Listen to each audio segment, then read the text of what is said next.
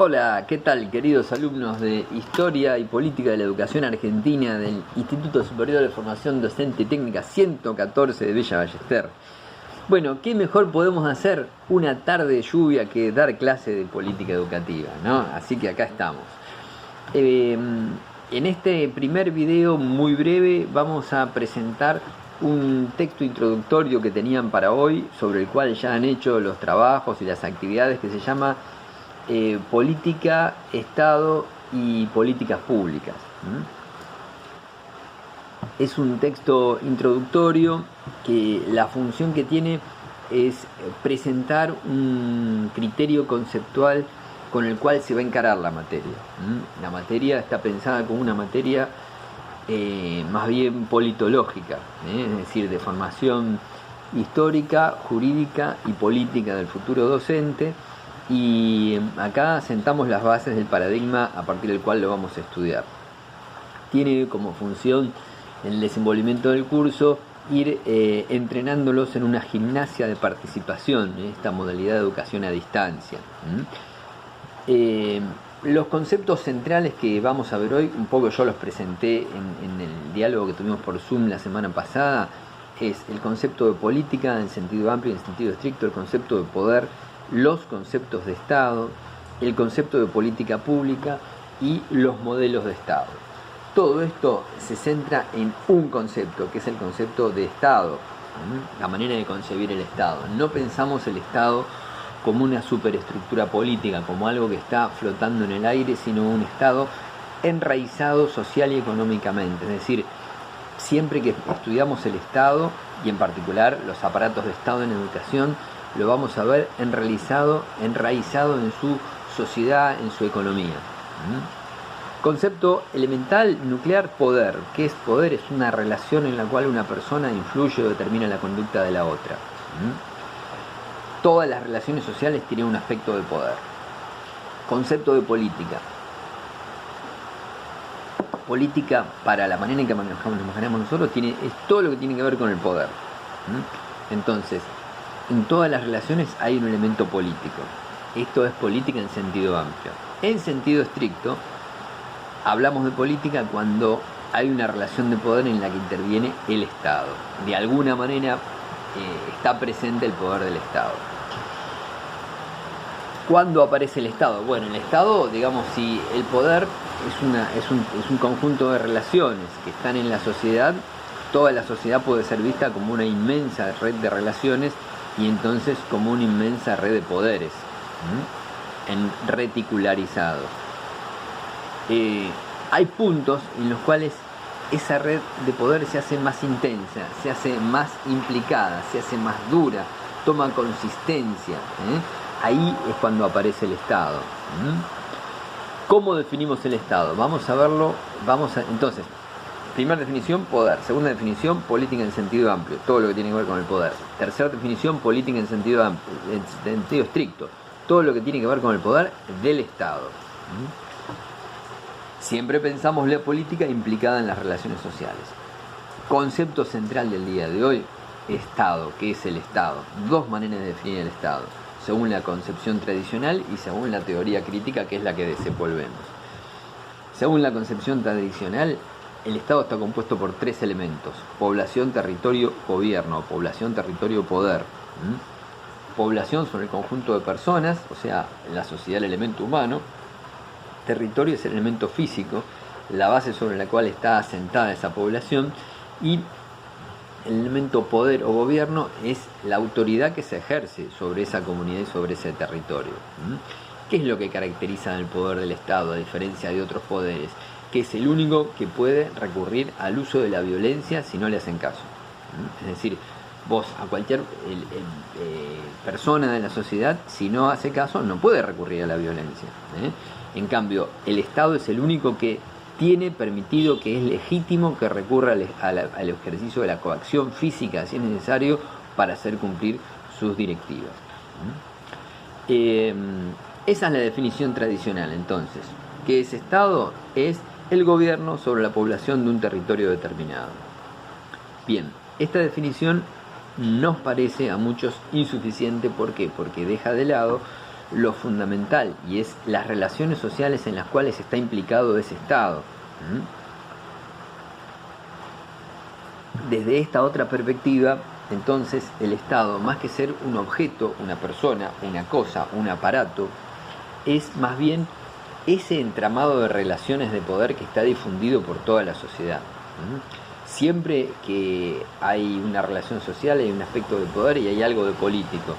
Y siempre, en definitiva, se está referenciando al final como garante último a la autoridad del Estado. Quiere decir que para nosotros, ¿qué es el Estado? Es más bien una relación social de dominación. A partir de esta relación social de dominación vemos que hay dominadores y dominados. ¿Y a quién beneficia el ejercicio de poder del Estado, esa dominación? ¿Beneficia a toda la sociedad por igual? No. Justamente hay Estado porque la sociedad es desigual.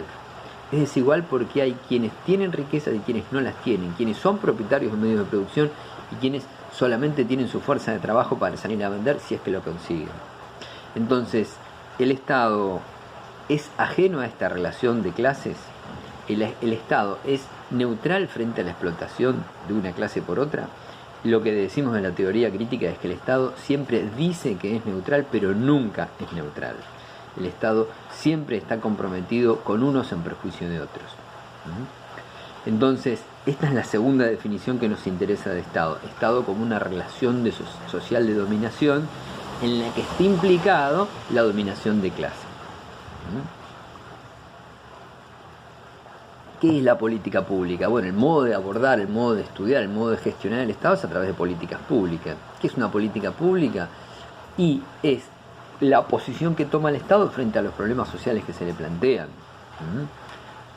Cuando se plantea un problema, ¿qué posición toma el Estado? ¿Hace algo? ¿No hace nada? ¿Ayuda a unos? ¿Ayuda a otros? Bueno, esa es la política pública. Para estudiar la política pública hay que ver primero cómo se planteó el problema social, quién lo planteó, en qué términos, qué intereses de clase afecta, a quiénes beneficia, a quiénes perjudica, y después ver la posición que toma el Estado. ¿Qué posición puede tomar el Estado? Bueno, sacar una ley, sacar una norma, un decreto, un programa de gobierno, una partida presupuestaria, o no hacer nada. A veces es mejor directamente no hacer nada. Desde el punto de vista de la relación entre el Estado y la sociedad, entonces hay que ver qué modelos de Estado hay. Tiene que ver con qué posición toma el Estado frente a los problemas que le plantea la sociedad y específicamente el mercado económico. Y básicamente hay dos grandes posiciones y nosotros vamos a hablar de tres posiciones en realidad, para ser conceptualmente más precisos. Es importante distinguir bien el modelo liberal del modelo de bienestar, pero también vamos a considerar un tercer modelo que es el modelo revolucionario. El Estado liberal es aquel que frente a los problemas que plantea la sociedad no interviene, es decir que se limita simplemente a garantizar coactivamente el orden social establecido. ¿Qué quiere decir esto? Que hay gente sin techo, el Estado dice, bueno, ustedes tienen que procurarse el techo. Hay gente que no puede pagar la cuota de la escuela, bueno, arréglense ustedes a ver cómo lo hacen. No podés contratar internet, arreglate vos, es tu asunto. ¿Cuándo interviene el Estado para el liberalismo? Bueno, para el Estado liberal interviene solo cuando fue violada la ley. Entonces el Estado se reduce a un órgano que sanciona la ley, otro órgano que juzga a ver si se fue cumplido o no, un órgano policial mínimo que hace cumplir las leyes y nada más. Es un Estado muy chiquitito el Estado liberal. Es el que profesa en los medios de comunicación, por ejemplo, expertos. Dicen, el Estado no tiene que intervenir en nada, no se metan porque cada vez que se metan empeoran las cosas. La visión contraria es la visión del estado de bienestar, que es la visión keynesiana, que en general es la visión que ha sostenido en Argentina el peronismo.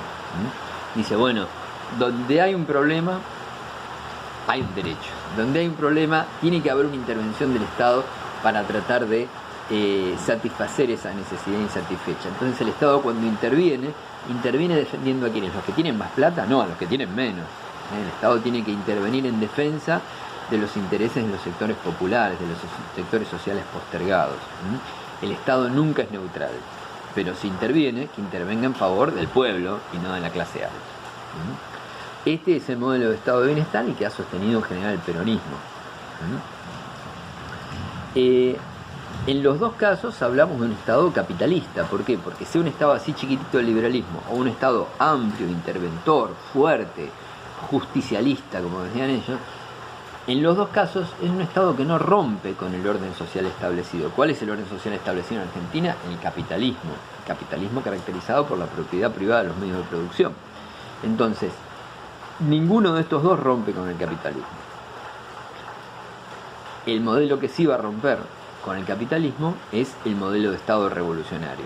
Se funda en las ideas de Marx, que en 1848 escribió un texto llamado El Manifiesto del Partido Comunista, en donde dice que los problemas sociales no tienen solución dentro del capitalismo y que la manera en que tienen los trabajadores de solucionar esos problemas es sacarse de encima el capitalismo y pasar a un modo de producción socialista, solidario, igualitario, libre, y para eso la única manera de hacerlo es a través de una revolución.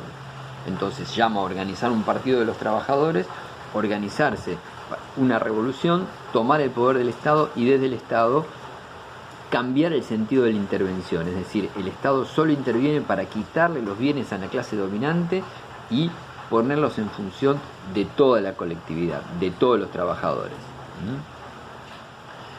Bien, estos son los tres modelos de Estado. Liberal no interviene, Estado de bienestar interviene, revolucionario transforma el capitalismo en otro sistema social.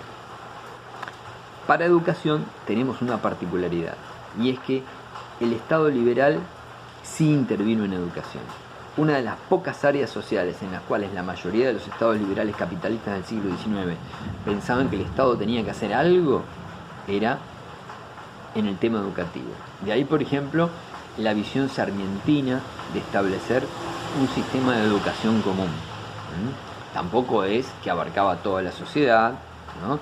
Tampoco era igual para todos, pero pensaban que el Estado tenía que hacer un esfuerzo para que esas personas se transformaran en ciudadanos y pudiera funcionar un sistema republicano. Esto, con el paso de los años, es dejado de lado por el liberalismo, y el neoliberalismo, en cambio, lo que postula es que el Estado tampoco tiene que intervenir en educación, que la educación simplemente hay que dejársela al mercado, que la educación tiene que ser un negocio, dice el neoliberalismo. El neoliberalismo postula un Estado liberal, pequeño, pero a diferencia del liberalismo original, postula que la educación también debe quedarse a cargo del mercado. Por ejemplo, en Chile, si vos querés ir a la escuela secundaria y no tenés plata, el Estado te ayuda, ¿cómo? Dándote un voucher para que te pagues una escuela privada, pero no ponen escuelas del Estado. ¿Qué están pidiendo los estudiantes chilenos? Una educación como la Argentina, porque allá es un desastre. Bien, me interesa entonces los conceptos que fui marcando: poder, política, Estado, modelos de Estado. Diferenciar bien Estado liberal de Estado de bienestar, porque esto va a desenvolverse en el resto de la materia. Jóvenes, ha sido un gusto. La duda que tengan, no demoren en consultarme. Está abierto el correo electrónico. Nos vemos. Hasta luego.